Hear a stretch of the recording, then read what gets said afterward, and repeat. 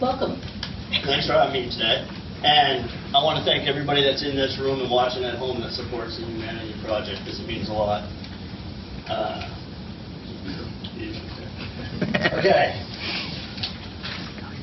It saddens me to think that part of our society is so psychologically detached from the issues surrounding homelessness and poverty that we treat people one step above dumpster diving raccoons.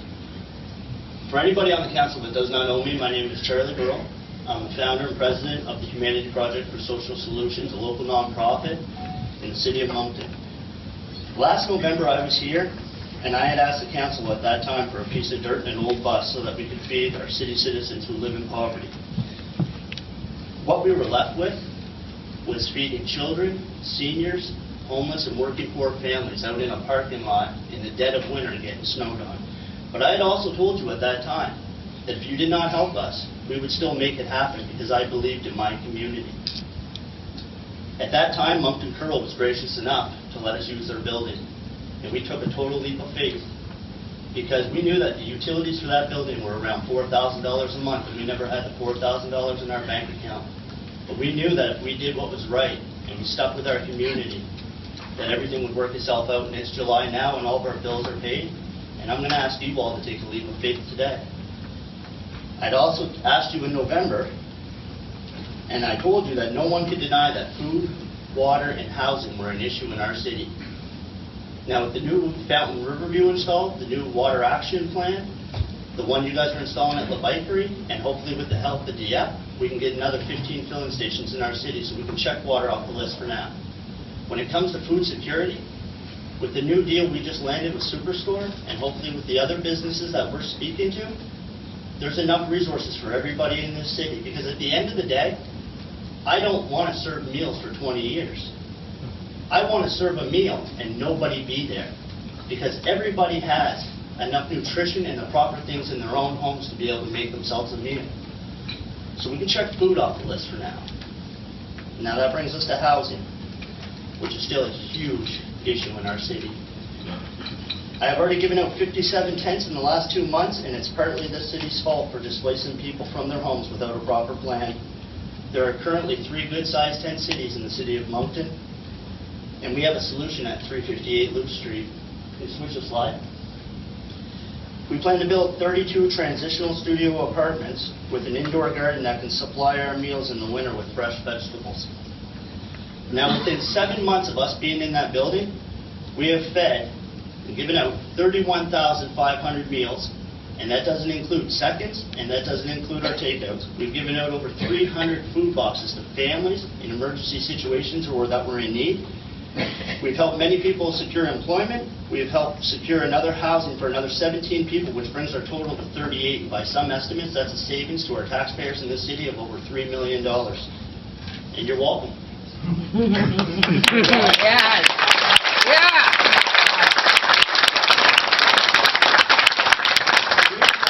Welcome is because we have done it at no cost to our city and with no government funding.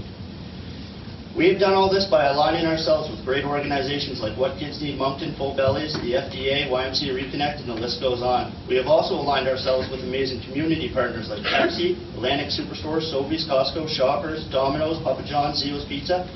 And these are all companies that compete for business every day. But they all realize that when it's about helping people, it's people helping people with love, dignity, and respect. I'm here today to ask you, our city's leaders, to forgive the 8-year no-interest loan that the city had given to Curl Moncton. The balance owing as of July 5th was $190,400. The Humanity Project, with the help of an investor who realized that the true value in life is not what you take with you, but what you leave behind that matters, will then pay the remaining balance of $209,600 so that we can continue to provide an essential service to the people of this city and work towards solutions to problems that we face in today's society. You all have a choice today. You want to be known as the mayor and the city councilors that did nothing when you could have done something? Or do you want to be known as the mayor and city councilors that worked as part of a team to end homelessness in our city? We're still asking for an old piece of dirt, and it's a drop in the bucket compared to the value of the service that we offer down at 358 Loop Street. I'm now going to pass the time over to Yves Doucette for a minute so that he may speak to you. Respectfully, thank you all for your time, and I look forward to hearing from you on this matter shortly.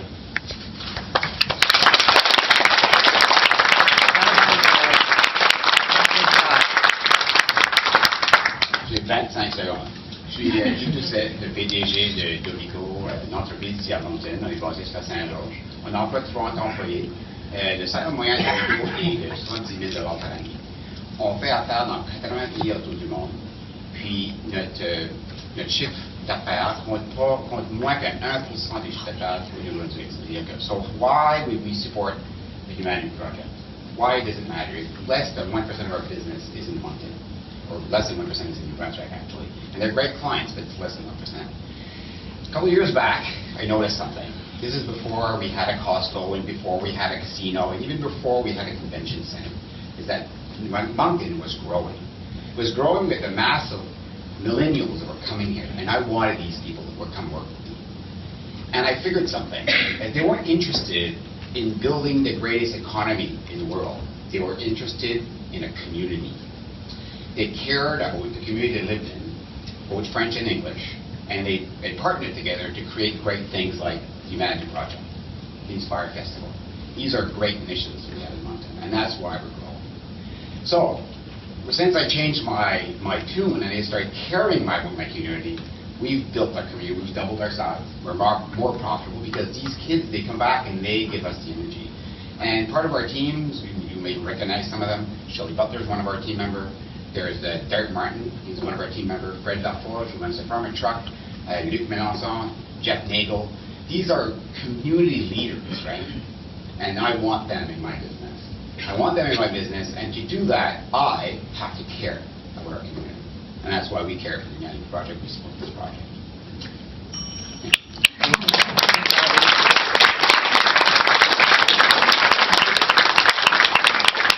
Thank you, Eve, and thank you, Charlie. Thank you very much for everything that you're doing in the community. We really appreciate it.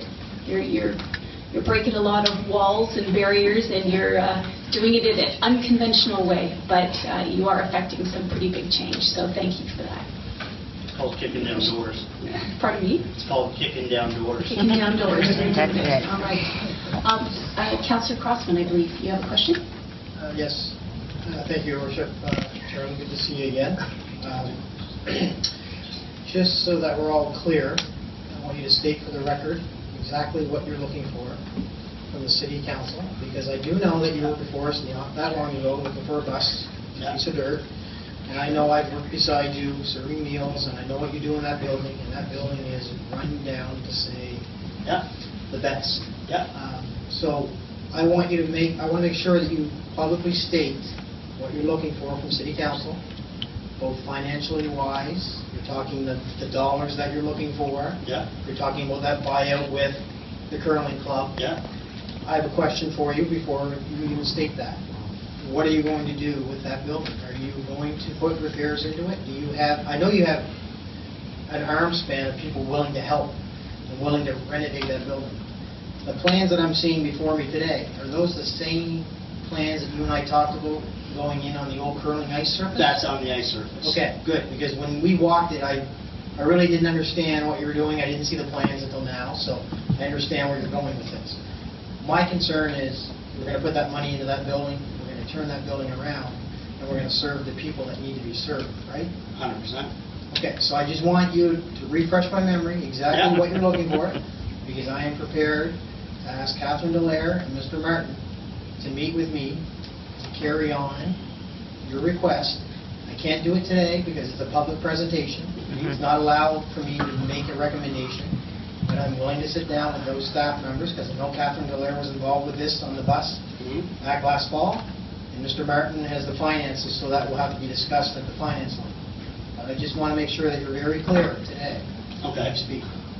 So to be 100% clear, we basically want you to squash the debt with the MCA, the remaining balance of 190, and then we can purchase the remaining amount from the MCA, so we get basically a steal of a deal on the building. The actual curling club itself, where we serve, after we get our housing into the ice shed and we get that built, so that hopefully we can start keeping people from being out in the streets in the winter, and after that's done, we plan on ripping the old part of the building off, because having a basement 2 floors up, we were actually thinking of having 2 floors up and even possibly putting a 3rd floor for business space, so that it would help pay for the building and the cost of the building. And me and Eva talked about that. And basically in the back, from the back door to where Pizza Delight is, we want to make one big, huge public garden. With a couple tiny homes outside at night, so if anybody gets stuck out, they're not out in the cold until the next morning when someone's there. And then just continue to feed the community and work towards change out of that building. But the 32 homes inside will be transitional, you see, because for every person that is homeless, the reasons for homelessness are as different as the individual themselves. Some of them just need a little helping hand up, and some of them need to, let's say, go to recovery and have a safe place to go when they get out of recovery. Out of all the people I've housed, I've never housed anybody in a rooming house, because I think a rooming house is a recipe for disaster.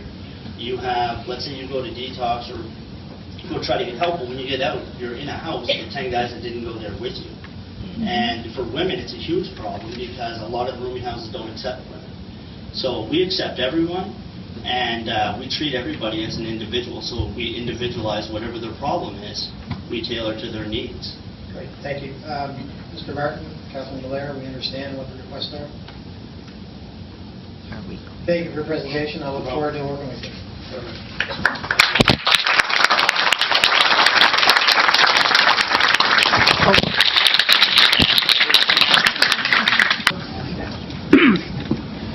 Will you have some sort of a program within this complex? I'm seeing people from the United Way here and others.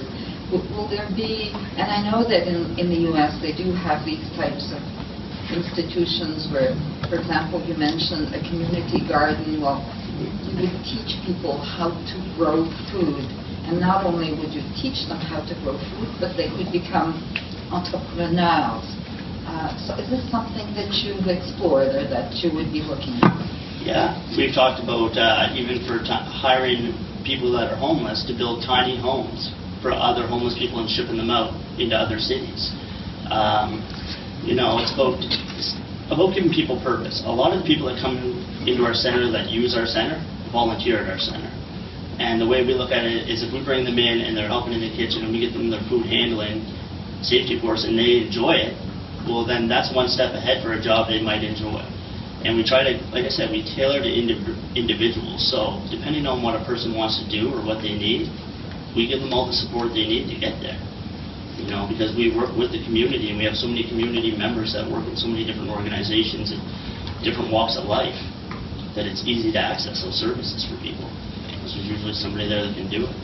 And it's about giving people purpose and just helping them to get where they need. You know, we can teach them how to grow carrots, but if they don't know how to cook them, that doesn't help, right? So you gotta, it's individual. Some people can grow them and cook up a storm, and some people don't have an idea what they're doing in the kitchen, but they still come in to learn. I think that's wonderful, and that's where I was going with my question, because it's almost an endless process what you could do with this type of project. Well, the thing is, it's like, no disrespect to soup kitchens or anything like that, but if you're sitting there throwing mashed potatoes on a plate for 20 years, you're not really working towards fixing the problem, and we're going to be doing the same thing over and over. You know, that's why when I seen the thing on France, I thought, why aren't we doing, like, we're in Canada, what is wrong with us? Why are we throwing out all this food? And just from one superstore, we've filled like 4 freezers full of meat in 2 weeks. You know, that's one store throwing out stuff. If we get all the rest of them on board, then when the food depot goes to hand out food to people, they can give them, you know, steak and hamburger and the same things you guys get to eat and enjoy in your homes, they'll get as well. And then, you know, if it's a matter of cooking it, well, then cooking classes, stuff like that, that always helps. And we're looking to get more community partners once we have the building involved in coming in and helping us in the building. I know the Salvation Army does breakfast. We do supper. If they want to use our location, we let them. Inspire, they said they needed space, we got space. You know, it's about a community really working together and becoming one to better our community. Thank you. You're welcome. Thank you.